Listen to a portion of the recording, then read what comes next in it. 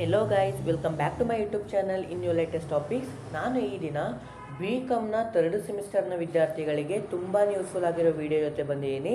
ಅದೇನಪ್ಪ ಅಂತ ಅಂದರೆ, ನಿಮಗೆ ಕನ್ನಡ ಭಾಷೆ ಇದೆಯಲ್ವಾ, ಅಂದರೆ ಕನ್ನಡ. ಅವರಿಗೆ ಸಾಹಿತ್ಯ ಪಲ್ಲವ ಭಾಗ 3. ಈಗೆಲ್ಲ ಯಾರು ತರ್ಸೆ ಓದ್ತಾ ಇದ್ದೀರಾ, ಅದು NEP ಬ್ಯಾಚ್ ಅವ್ರಿಗೆ ಈ ವಿಡಿಯೋ ತುಂಬ ಯೂಸ್ಫುಲ್ ಆಗಿರುತ್ತೆ.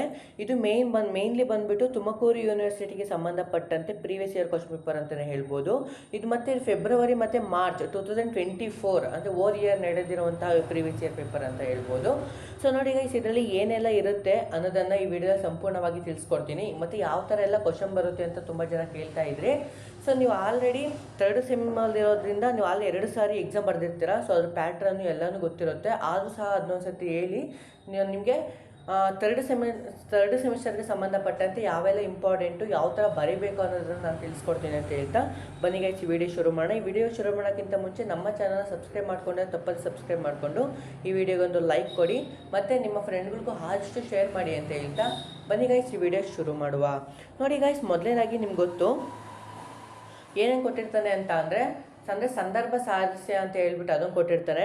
ನೆಕ್ಸ್ಟ್ ಭಾವಾರ್ಥ 4 ಮಾರ್ಕ್ಸಿಗೆ. ಅನಂತರ ಟಿಪ್ಪಣಿ ಬರೆಯಿರಿ ಅಂತ ಕೊಟ್ಟಿರ್ತಾನೆ 4 ಮಾರ್ಕ್ಸು 6 ಮಾರ್ಕ್ಸು ಈ ಥರ ಅಗ್ರಿಗೇಟ್ ಮಾಡಿರ್ತಾನಲ್ವಾ. ಇದರಲ್ಲಿ ಮೊದಲನೇದಾಗಿ ಸಂದರ್ಭ ಸಾಹಿತ್ಯ ನೋಡುವ ಬನ್ನಿ. ಸಂದರ್ಭ ಸ್ವಾರಸ್ಯವನ್ನು ಯಾವ ಥರ ಬರೀಬೇಕು. ಇದರಲ್ಲಿ ಒಟ್ಟು 3 ಕ್ವಶನ್ನ ಕೊಟ್ಟಿರ್ತಾನೆ. ಅದರಲ್ಲಿ 2 ಕ್ವಶನ್ ಯಾವುದಾದ್ರೂ, ಇಷ್ಟರಲ್ಲಿ 3 ಕ್ವಶನ್ನ ಕೊಟ್ಟಿರ್ತಾನೆ. ಅದರಲ್ಲಿ ಯಾವುದಾದ್ರೂ 2 ಕ್ವಶನ್ ಬರೋದ್ರು ಸಾಕಾಗುತ್ತೆ. ಅದರಲ್ಲಿ ಮೊದಲನೇದಾಗಿ ನೋಡೋಣ ಬನ್ನಿ. ಫಸ್ಟ್ನೇ ಕ್ವಶನ್ ನೋಡೋದಾದರೆ, ಉಳಿದ ಬಾಣಂತಿಯರಿಗೆಷ್ಟೊಂದು ನಿಮಿಷ ನೋಡಿ ಏನಂದರೆ, ಉಳಿದ ಬಾಣಂತಿಯರಿಗೆಷ್ಟೊಂದು ಕರುಳಿನ ಬಳ್ಳಿ ಅಂದರೆ ಏನಪ್ಪ, ಇದಕ್ಕೆ ಯಾವ ಚಾಪ್ಟರು ಅಂತ ತಲೆ ಕೆಡ್ಸ್ಕೊಳ್ಳೋದಿಲ್ಲ, ಏನಿಲ್ಲ. ಅಂದರೆ ಇದು ಯಾವ ಥರ ಬರೀಬೇಕು ಅಂತ ಅಂದರೆ, ಉಳಿದ ಬಾಣಂತಿಯರಿಗೆ ಇಷ್ಟೊಂದು ಕರುಳಿನ ಬಳ್ಳಿ, ಇದು ಯಾವ ಚಾಪ್ಟರ್ ಅಂತ ಮೊದಲು ನೋಡ್ಕೊಬೇಕಾಗುತ್ತೆ. ಅಂದರೆ ಯಾವ ಚಾಪ್ಟರಲ್ಲಿ ಬರುತ್ತಿದೋ ಅಂತ ನೋಡೋದಾದರೆ, ಮೊದಲನೇದಾಗಿ ಪೊಯಮಲ್, ಇದೆಲ್ಲ ಕಾವ್ಯ ಭಾಗ, ಇದೆಲ್ಲ ಕಾವ್ಯ ಭಾಗದಲ್ಲಿ ಇರುವಂಥದ್ದು. ಯಾವುದರಲ್ಲಿರುತ್ತೆ? ಉಂಡುಟ್ಟವರ ನಡುವಿನ ಒಂದು ಹೆಣ್ಣು, ಚಂದ್ರಶೇಖರ ಕಂಬಾರವರು ಇದು ಬರೆದಿರ್ತಾರೆ.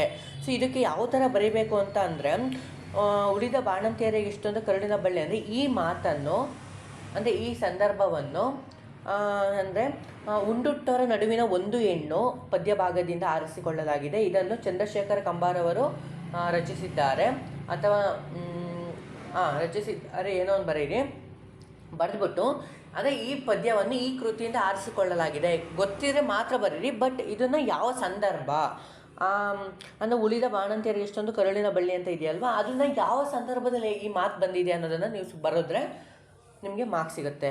ನೆಕ್ಸ್ಟ್ ಕ್ವಶನ್ ನೋಡೋದಾದರೆ, ಮಾರ್ತಿನಣ್ಣ ನೀನು ಹೊಟ್ಟೆನ ಪುಳಿ ಎಂಡ ಪೊಟ್ರೆ ಅಂದರೆ ಇದನ್ನು ಯಾವ ಚಾಪ್ಟರ್ ತಗೊಳ್ಳಲಾಗಿದೆ? ಪ್ರಾರ್ಥನೆ, JP ರಾಜರತ್ನಂ ಹೇಳಿರುವಂಥ ಮಾತು. ಇದನ್ನು ಸಂದರ್ಭ ಸ್ವಾರಸ್ಯವಾಗಿ, ಅಂದರೆ ಅವನು ಡ್ರಿಂಕ್ಸ್ನ ತಗೊಂಡಾಗ ಬರುವಂತಹ ಮಾತಿದ್ದು. ಅದನ್ನು ಯಾವ ಸಂದರ್ಭದಲ್ಲಿ ಹಾಡಿರೋದನ್ನು ನೀವು ನೋಡ್ಕೊಳ್ಳಿ. ನೆಕ್ಸ್ಟು 3ನೇ ಕ್ವಶನ್ನು, ಅಳೆಯುತ್ತೀಯೋ ಗಬಾಯಿಸಲು. ಈ ಪದ್ಯ ಇದಿದೆಯಲ್ವಾ, ಈ ಸಾಲುಗಳನ್ನ ಎಲ್ಲಿಂದ ಆರಿಸ್ಕೊಳ್ಳಲಾಗಿದೆ ಅಂತ ನೋಡೋದಾದರೆ, ಅಂಗುಲ ಉಳುವಿನ ಪರಕಾಯ ಪ್ರವೇಶ ಏಕೆ ರಾಮಾನುಜನವರು ಬರೆದಿರುವಂತಹ ಚಾಪ್ಟರಿಂದ ಆರಿಸಿಕೊಳ್ಳಲಾಗಿದೆ. ಇಷ್ಟೇ. ಈ ಸಂದರ್ಭ ಸ್ವಾರಸ್ಯ ಅಂತ ನೀವು ಯಾವುದೇ ಸಬ್ಜೆಕ್ಟಲ್ಲಿ ಬರೀತಾ ಇರ್ತೀರಲ್ವ, ಅದರಲ್ಲಿ ಎಕ್ಸ್ಪೆಷಲಿ ಕನ್ನಡದಲ್ಲಿ ಸಂದರ್ಭ ಸ್ವಾರಸ್ಯ ಅಂದರೆ ಅದ್ರದ್ದು ಯಾವ ಚಾಪ್ಟರ್ ಮೊದಲು, ನೆಕ್ಸ್ಟು ಅದನ್ನು ಬರೆದೋರು ಯಾರು, ಅದು ಗೊತ್ತಿದ್ದರೆ ಕೃತಿ, ಇಷ್ಟು ಬರೆದ್ರೆ ನಿಮಗೆ ಸಂಪೂರ್ಣವಾಗಿ ಮಾರ್ಕ್ಸ್ ಸಿಗುತ್ತೆ. ಇನ್ನು ನೆಕ್ಸ್ಟ್ ಕ್ವಶನ್ ನೋಡೋದಾದರೆ, ಸಂದರ್ಭ ಸ್ವಾರಸ್ಯ ಆಯಿತು. ನೆಕ್ಸ್ಟು ಭಾವಾರ್ಥಕ್ಕೆ 4 ಮಾರ್ಕ್ಸ್ ಇರುವಂಥದ್ದು. ಇದನ್ನು ಯಾವ ಥರ ಬರೀಬೇಕು ಅನ್ನೋದನ್ನು ನಾನು ತಿಳಿಸ್ಕೊಡ್ತೀನಿ. ಫಸ್ಟ್ ಕ್ವಶನ್ ನೋಡೋದಾದ್ರೆ, ಅಂತೂ ದೊಡ್ಡ ಭಾರ ಇಳಿದಂತಾಯಿತು, ಮನೆ ಮಂದಿಗೆಲ್ಲ ಇನ್ನೂ ನಿಶ್ಚಿಂತೆ ಎಂದು ಮಾತನಾಡಿಕೊಳ್ಳುತ್ತಿದ್ದರು ಅತ್ತೆ ಸೊಸೆ, ರೇಷನ್ ಕಾಳಿನ ಕಲ್ಲು ಕಸ ಆರಿಸಿ ಚೆಲ್ಲುತ್ತಾ ಬೊಗಸೆ. ಇದನ್ನು ಯಾವ ಪದ್ಯ ಭಾಗದಿಂದ ಆರಿಸಿಕೊಳ್ಳಲಾಗಿದೆ ಅಂತ ಮೊದಲು ನೋಡೋದಾದರೆ, ಇಳಿದ ಬೆಲೆ, ಚೆನ್ನವೀನ ಕಣವಿಯವರು ಬರೆದಿರುವಂತಹ ಇಳಿದ ಬೆಲೆಯಿಂದ ಆರಿಸಿಕೊಳ್ಳಲಾಗಿದೆ. ಅಂದರೆ ಇನ್ನು ಯಾವ ಥರ ಬರೀತೀರಾ, ಈ ಮೊದಲು ಬರೀಬೇಕು ಈ ಮೇಲಿನ ಪದ್ಯ ಭಾಗವನ್ನು ಇಳಿದ ಬೆಲೆ ಚೆನ್ನವೀನ ಕಣಿವೆಯವರು ಬರೆದಿರುವಂತಹ ಇಂಥ ಕೃತಿಯಿಂದ ಅಥವಾ ಪದ್ಯ ಭಾಗದಿಂದ ಆರಿಸಿಕೊಳ್ಳಲಾಗಿದೆ ಅಂತ ಹೇಳ್ಬಿಟ್ಟು, ಇದರ ಭಾವಾರ್ಥ ಅಂತೂ ದೊಡ್ಡ ಭಾರ ಇಳಿದಂತಾಯಿತು ಅಂದರೆ ಏನಪ್ಪ ಅಂತ ಅಂದರೆ ಆ ಬೆಲೆನೆಲ್ಲ, ಅಂದರೆ ಆ ವಸ್ತುಗಳಿಗೆ ಸಂಬಂಧಪಟ್ಟಂತೆ ಆ ಬೆಲೆ ಎಲ್ಲ ಇಳಿದಿರುತ್ತೆ. ಸೊ ಅದರಿಂದ ನಿರಾಯಾಸವಾಗಿ ಹಬ್ಬ ಕಡಿಮೆ ಆಯ್ತಲ್ಲ ಅನ್ನೋ ಭಾವನೆಯಲ್ಲಿ ಈ ಪದ್ಯ ಭಾಗ ಬರುತ್ತೆ. ಸೊ ಇದನ್ನೊಂದ್ಸತಿ ನೀವು ನೋಡ್ಕೊಳ್ಳಿ. ಅಂದರೆ ನಾನು ಅದನ್ನ ಅಪ್ಲೋಡ್ ಮಾಡಿದ್ದೀನಿ, ಓಕೆನಾ, ಆಲ್ರೆಡಿ. ಸೊ ಇದಕ್ಕೆ ಸಂಬಂಧಪಟ್ಟಂತೆ ಎಲ್ಲ ನೋಟ್ಸು ಸಹ ಒಂದು ಕಡೆ ಕೊಟ್ಟಿದ್ದೀನಿ, ಅಲ್ಲಿ ಸಹ ನಿಮಗೆ ಸಿಗುತ್ತೆ. ಇದನ್ನು ನೋಡಿಕೊಂಡ್ರೆ ಸಾಕಾಗುತ್ತೆ. ಇನ್ನು ನೆಕ್ಸ್ಟ್ ಕ್ವಶನ್ ನೋಡೋದಾದರೆ, ಕೊಳಕೆಂದು ಉಳುಕೆಂದು ಏಸಿಗೆಯ ಉಳುವೆಂದು ಇಳೆಯೊಳುದಾರೊಳ ಮಹಸ್ಯ ಪಡಬೇಡ ಬೆಲೆಯುಂಟು ಕೊಳಗಮಿ ಜೀವ ಸಾಮಗ್ರಿಯಲ್ಲಿ ಕೊಳೆ ಶುಚಿಕ್ಯಾಕಪೋ ಮಂಕುತಿಮ್ಮ. ಅಯ್ಯೋ ನೋಡಿ, ಇಲ್ಲಿ ಮಂಕುತಿಮ್ಮ ಅಂತ ಬಂದಾಗ ಡಿ ವಿ ಜಿ ಅಂತ ಗೊತ್ತಾಗುತ್ತಾ? ಇವೆಲ್ಲರೂ ಯಾವುದು ಐಡೆಂಟಿಫೈ ಮಾಡೋದು ಬೇಗ ಈಸಿ ಆಗುತ್ತೆ. ಡಿ ವಿ ಜಿ ಅವರು ನಮ್ಗೆ ಯಾವ್ದು ಬರೆದಿದ್ರು ತರ್ಸೆಮಲ್ಲಿ? ಜೀವಿತ ವ್ಯಾಪಾರ, ಇದಕ್ಕೆ ಸಂಬಂಧಪಟ್ಟಂತೆ ತಿಳಿಸ್ಕೊಟ್ಟಿರಲ್ವಾ. ಸೊ ಇದನ್ನು ಡಿ ವಿ ಜಿಯವರು ಡಿ ವಿ ಜಿಯವರು ಬರೆದಿರುವಂತಹ ಜೀವಿತ ವ್ಯಾಪಾರ ಎಂಬ ಕೃತಿ ಭಾಗದಿಂದ ಆರಿಸಿಕೊಳ್ಳಲಾಗಿದೆ ಅಥವಾ ಪದ್ಯ ಭಾಗದಿಂದ ಆರಿಸಿಕೊಳ್ಳಲಾಗಿದೆ ಅಂತ ಬರೆದ್ಬಿಟ್ಟು, ಸೊ ಇದ್ರ ಸಂದರ್ಭನ ಸಾರಸ್ಯವಾಗಿ ಬರಬೇಕು, ಅಂದರೆ ಸಂಪೂರ್ಣವಾಗಿ ಇರೋ ಭಾವಾರ್ಥ ಬರೋ ಸಾಕಾಗುತ್ತೆ. ಬ್ರೋ ನನಗೆ ಒಂದು ಡೌಟು, ಏನಪ್ಪ ಅಂತಂದರೆ 2 ಕೊಟ್ಟಿದ್ದಾರಲ್ವ, ಇದರಲ್ಲಿ 2 ಬರೀಬೇಕಾ? ಇಲ್ಲ ನೋಡಿ, ಇಲ್ಲಿ ಒಂದೇ ಇರುವಂಥದ್ದು. ನೋಡಿ, ಒಂದೇ ಕ್ವಶನ್ ಇರುವಂಥದ್ದು. ಒಂದು ಕ್ವಶನ್ಗೆ ಆನ್ಸರ್ ಮಾಡಿದ್ರೆ ಸಾಕಾಗುತ್ತೆ, ಒಂದು ಸ್ಕಿಪ್ ಮಾಡ್ಬೋದು. ಸೊ 2 ಬರೋದ್ರೆ ಸುಮ್ಮನೆ ಟೈಮ್ ವೇಸ್ಟ್ ಅಷ್ಟೇ. ಇನ್ನು ನೆಕ್ಸ್ಟು ನೋಡೋದ್ರೆ ಟಿಪ್ಪಣಿ ಬರೆಯಿರಿ. ಸೊ ಟಿಪ್ಪಣಿ ಬರೆಯಿರಿ ಅಂತ ಹೇಳ್ಬಿಟ್ಟು 4 ಕೊಟ್ಟಿರ್ತಾರೆ, ಟೋಟಲು 3 ಮಾರ್ಕ್ಸಿಗೆ ಒಂದೊಂದು ಕ್ವಶನ್ನು. ಸೊ 3 ಮಾರ್ಕ್ಸಿಗೆ ಇರುವಂಥದ್ದು. ಸೊ ಅದ್ರಲ್ಲಿ ನೋಡಿ, ಮೊದಲನೇದಾಗಿ 4 ಕ್ವಶನ್ಗೆ ಆನ್ಸರ್ ಮಾಡಬೇಕು. ಸೊ ಇದರಲ್ಲಿ 8 ಕ್ವಶನ್ನ ಕೊಟ್ಟಿರ್ತಾನೆ, ಅದರಲ್ಲಿ ನೀವು 4 ಕ್ವಶನ್ನ ಆನ್ಸರ್ ಮಾಡಬೇಕಷ್ಟೇ. ಅಂದರೆ ಯಾವ ಥರ ಕೊಟ್ಟಿದ್ದಾನೆ ಬ್ರೋ? ಕುವೆಂಪು, ನವೋದಯ. ಈಗ ಟಿಪ್ಪಣಿ ಬರೆಯಿರಿ ಅಂತ ಹೇಳ್ಬಿಟ್ಟು ಎಂಥರ ಬರೀತಾರೆ ಅಂದರೆ, ಕುವೆಂಪು ಅವರ ಬಗ್ಗೆ ಸಂಪೂರ್ಣವಾಗಿ ಬರೀಬೇಕು, ಓಕೆನಾ.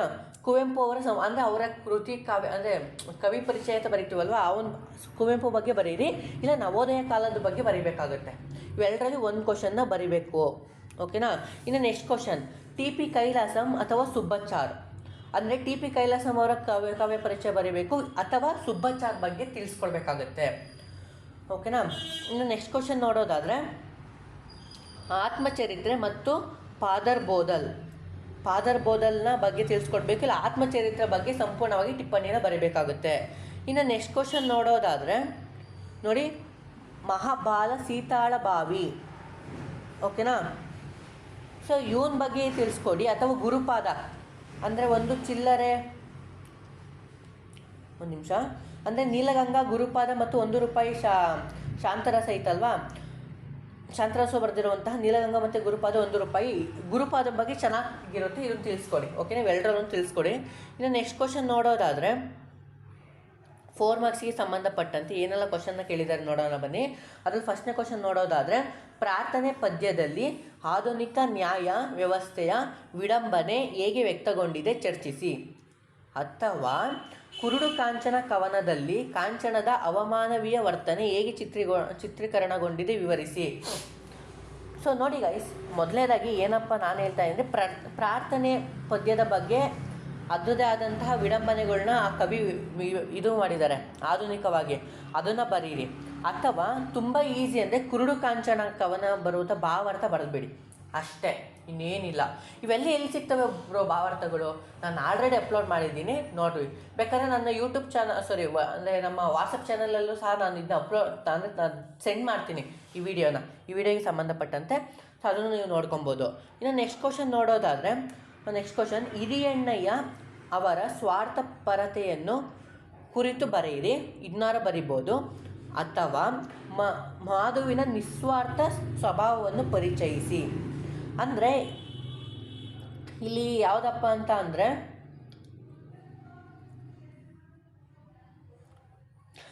ಮಾಧುವಿನ ನಿಸ್ವಾರ್ಥ ಸ್ವಭಾವವನ್ನು ಇವೆಲ್ಲರಲ್ಲಿ, ಅಂದರೆ ಟೊಳ್ಳುಗಟ್ಟಿ ಅಥವಾ ಮಕ್ಕಳು ಸ್ಕೂಲ್ ಮನೇಲಿ ಅಲ್ವಾ, ಇದರ ಬಗ್ಗೆ ಆರಾಮ ಬರಿಬೋದು. ಮಾಧುವಿನ ನಿಸ್ವಾರ್ಥ ಸ್ವಭಾವ ಯಾವ ಥರ ಇತ್ತು ಅನ್ನೋದನ್ನು ಇದನ್ನು ಸಂಕ್ಷಿಪ್ತವಾಗಿ ಬರಿಬೋದಾಗಿರುತ್ತೆ.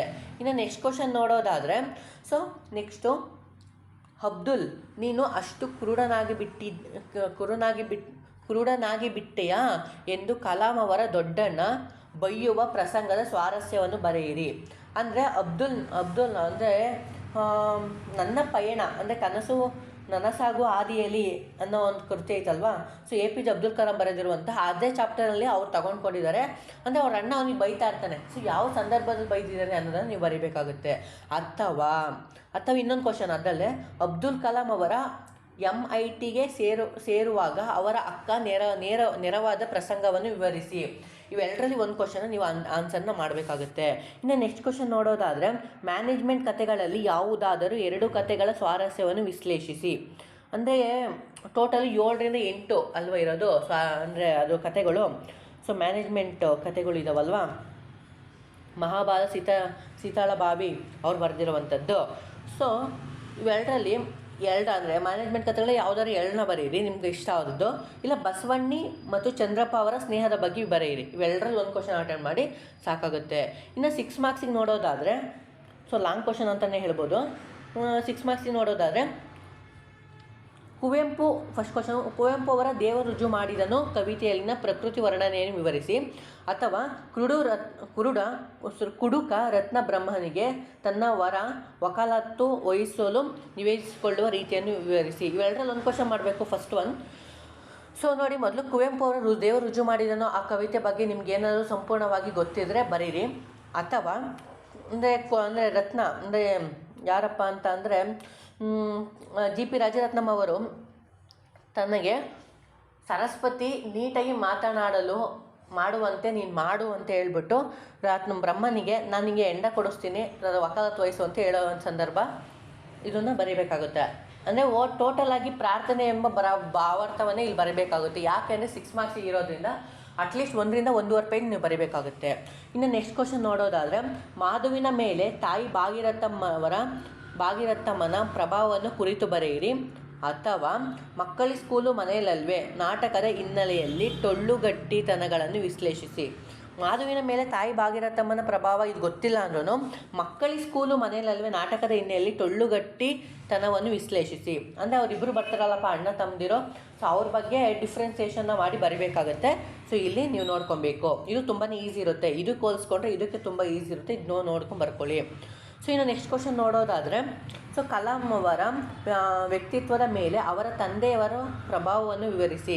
ಅಂದರೆ ಕಲಾಂ ಅವರ ವ್ಯಕ್ತಿತ್ವದ ಮೇಲೆ ಅವರ ತಂದೆ ಯಾವ ಥರ ಪ್ರಭಾವ ಬೀರೋದು ಅನ್ನೋದನ್ನು ತಿಳಿಸ್ಕೊಡ್ಬೇಕು. ಅಥವಾ ಸೊ ರಾಮೇಶ್ವರದಲ್ಲಿನ ಧಾರ್ಮಿಕ ಸಹಿಷ್ಣುತೆಯ ವಾತಾವರಣ ಕಲಾಂ ವ್ಯಕ್ತಿತ್ವದ ಮೇಲೆ ಬೀರಿದ ಪ್ರಭಾವವನ್ನು ವಿವರಿಸಿ. ಇವೆರಡು ಒಂದೇ ಬಟ್ ಡಿಫ್ರೆಂಟಾಗಿ ಕ್ವಶನ್ನ ಕೇಳಿದ್ದಾನೆ.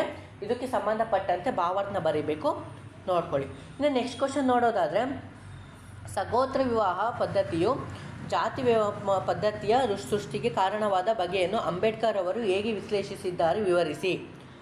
ಅಥವಾ ಇನ್ನು ನನ್ನೊಳಗೆ ಇರುವವರು ಲೇಖನವು ಗ್ರಾಮೀಣ ಪ್ರದೇಶದ ಧರ್ಮ ಸಹಿಷ್ಣುತೆಯನ್ನು ಹೇಗೆ ಚಿತ್ರಿಸಿದೆ, ಸೊ ನನ್ನ ವಿಶ್ಲೇಷಿಸಿ ಅಂತ ಹೇಳಿದ್ದಾರೆ. ಅಂದರೆ ಸಗೋತ್ರ ವಿವಾಹ ಪದ್ಧತಿ ಜಾತಿ ಪದ್ಧತಿಗೆ ಯಾವ ಥರ ಕಾರಣ ಆಗಿದೆ, ಸೊ ಅಂಬೇಡ್ಕರ್ ಅವರು ಅದ್ರ ಬಗ್ಗೆ ನೀಟಾಗಿ ತಿಳಿಸ್ಕೊಟ್ಟಿದ್ದಾರೆ. ಸೊ ಅಂದರೆ ಜಾತಿ ಹುಟ್ಟು ಮತ್ತು ಬೆಳವಣಿಗೆ ಐತಲ್ವ, ವಿಚಾರ ಸಾಹಿತ್ಯ ಮತ್ತು ಕಥೆಗಳು, ಅದರಲ್ಲಿ ಡಾಕ್ಟರ್ ಸಿದ್ಧಲಿಂಗಯ್ಯವರು ಬರೆದಿರೋ ಅನುವಾದ ಮಾಡಿರುವಂತಹ ಚಾಪ್ಟರಲ್ಲಿದೆ. ಸೊ ಇದಕ್ಕೆ ಸಂಬಂಧಪಟ್ಟಂತೆ ನೀವು ಒಂದು ದೊಡ್ಡದಂಥ ಎಸ್ಸೆನೇ ಬರಿಬೋದು ನೀಟಾಗಿ ತಿಳ್ಕೊಂಡ್ರೆ. ಸೊ ಇಷ್ಟು ಈ ತುಮಕೂರು ಯೂನಿವರ್ಸಿಟಿಗೆ ಸಂಬಂಧಪಟ್ಟಂತೆ ಕನ್ನಡ ಪೇಪರ್ ಇದಾಗಿರುತ್ತೆ. ಓಕೆನಾ? ಇನ್ನು ನೆಕ್ಸ್ಟ್ ವಿಡಿಯೋದಲ್ಲಿ ಮ್ಯಾಕ್ಬೆತ್, ಎಜುಕೇಟ್, ಆರಿಟೇಟ್ ಆ್ಯಂಡ್ ಆರ್ಗನೈಸ್ ಅಂತ ಏನೆಲ್ಲ ಬರುತ್ತೆ ಅಲ್ವಾ, ಸೊ ಅದ್ರ ಬಗ್ಗೆ ಸಂಪೂರ್ಣವಾಗಿ ತಿಳಿಸ್ಕೊಡ್ತೀನಿ. ಅದಂತೂ ತುಂಬ ಚೆನ್ನಾಗಿದೆ. ಮತ್ತು ನನ್ನ ಚಾನಲ್ನಲ್ಲಿ ಮ್ಯಾಕ್ಬೆತ್ಗೆ ಮತ್ತು ಇವಕ್ಕೆಲ್ಲ ಭಾವಾರ್ಥಗಳಿಗೆ ಆಲ್ಮೋಸ್ಟ್ ಒಂದು ವರ್ಷದ ಹಿಂದೆನೇ ವೀಡಿಯೋ ಮಾಡಿದ್ದೀನಿ, ಅಲ್ಲೂ ಸಹ ನೋಡ್ಕೊಬೋದು ಅಂತ ಹೇಳ್ತಾ thank you guys. Bye. See you ಮತ್ತೊಂದು ವಿಡಿಯೋ ಸಿಗುವ ಅಂತ ಹೇಳ್ತಾ ಬಾಯ್.